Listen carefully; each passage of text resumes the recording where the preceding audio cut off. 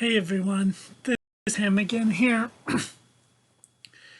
and today I've been thinking quite a bit about something.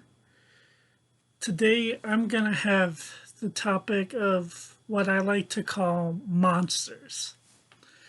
A monster is something that, well, in reality, you're afraid of. Usually you don't know why, but it's something that you don't really understand, so you've gone as far as to compartmentalize it and then even create a character out of it. You've given it a look, you may have even given it a name. A lot of people will do this, they'll put it in writing, songs. Jolene, Jolene, Jolene, Jolene. Either that, or I've got an even better one. Who is the most recognizable character in the TV show Game of Thrones? I am the king! That's the thing, though. Joffrey. If you think about it, what makes him so irritating and almost unbearable is not really the fact that he's a child. It's not really it's not even the smirks he does. It's what he represents. Think about it. He's arrogant, he's self-centered, and he's immature, but still, the way he acts, people have called him a child, a baby. He's even described as a monster. A lot of times, well, that's usually just examples of people who are really good at writers. Some of us don't do stories or songs, but everyone has one of these. And they are certain characters. I'll use myself. I had one for years. Okay, I don't know where I came up with this name. Don't ask me. But I gave him the name Vanitosios. I can tell you exactly what he looked like, too. Bleach blonde, spike hair, red eyes. He was about my size, but looked a lot better than me. He wore a shirt with the sleeves cut off, ripped jeans, and had chains on his pants, and could talk really smoothly, and was pretty much just almost like a demonic, almost vampire looking chick magnet. Anyone want to guess which decade I grew up in? But anyways, for years the name Vanitosios would send shivers down my spine. Anytime we would play a game and there was a bad guy, that would be his name and things. I just did not like this. I think I figured out why. Because I had this fear of having to square off with this character I had created. And it didn't matter what I did, how hard I tried, Vanitosios was better than me. I mean, there was a time in high school where I wrestled. So I was strong, but he was stronger. I was fast, he was faster. I was smart, he was much, much smarter.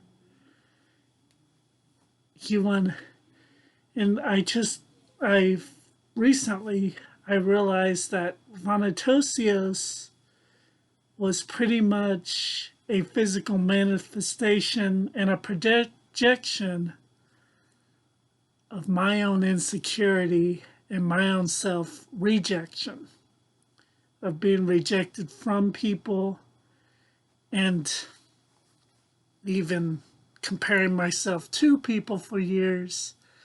I had decided I wasn't good enough, and I had created a monster to prove that I wasn't. Here's the thing about monsters. In reality, they're infections. Let's say I'm preparing dinner and I cut my hands a good 4 or 5 inches deep. I mean, and then I just take something, wrap it around it, apply pressure on it. First thing that's going to happen is I'm going to bleed a lot, and it's going to be painful. Yeah, eventually the blood will stop, but if all I do is take the cloths off and change my bandages for about a week, infection's going to set in. It's going to fester. It's going to be a lot more painful. And it's never going to heal. Why are we afraid of these monsters? It's not because they're ugly. It's not because they're scary looking or scary sounding. It's because they cause more pain. And usually, in order to face them, you're going to have to go through that pain. Some of you have had something happen, and yeah, you've done everything you're supposed to. You've forgiven the person, you've read your Bible, you prayed enough about it, but you never talked to them. You never closed the chapter on that book, or you may not have gotten the help you needed, or you may have only prayed when you felt like you had to. So now the wound you're facing, the wound you have, is festering. And with it comes this monster that you're afraid of. You could even hate them, or you could imagine they're weaker than you, but you're holding on to it. The thing is, what started off as a bandage or was there to help you with pain is now the very thing that is meant to cause you pain and keep you from healing. Yeah, you don't want to face it because, yeah, it will be painful. It will be scary. You might have to visit the anger again, but it's always gonna be there. You're not going to heal unless you deal with what the root of your monster is. And honestly, I would say that prayer would be the first thing you need to do. On top of that, there's also a Bible verse that says if someone brings a gift to the altar and realizes his brother or sister in context has something against them, leave your gift at the altar, go reconcile with your brother, then offer your gift.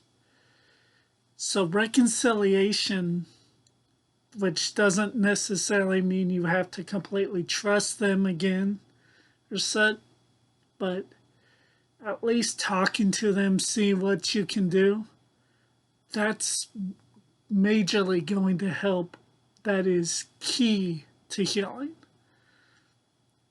Either that, or if you do need professional help, there's no shame in that. It is okay to see a counselor or maybe a pastor, but hey, your mother, talk to your parents about it. But if you need help, you need to get what you need to get the help you need. It is okay.